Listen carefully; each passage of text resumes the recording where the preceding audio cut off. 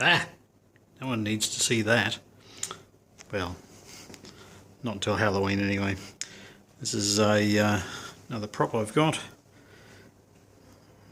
A Butler one.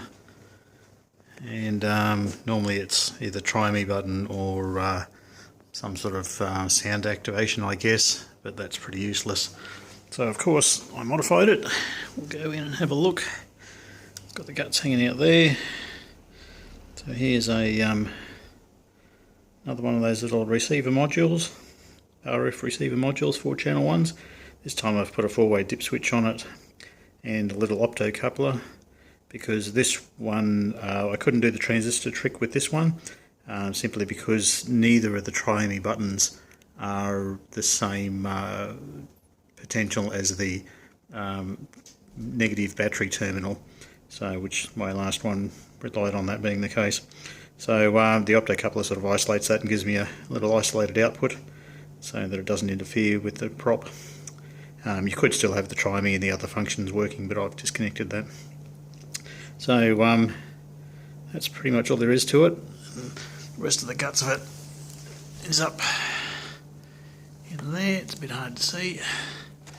So if you want to mod these, usually got a board that looks sort of like that.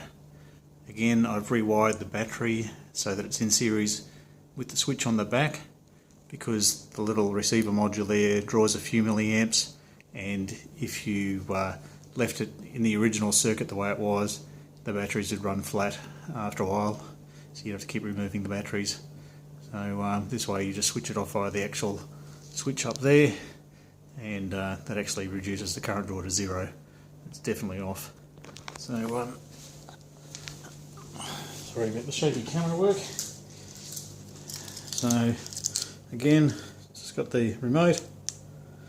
Oh, I better turn him on first.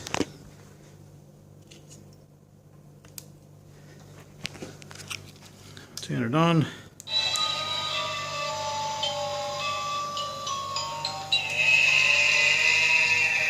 The animation and blinking eye is a bit lame, but I got this one fairly cheap, and it'll go to the end of it sort of thing.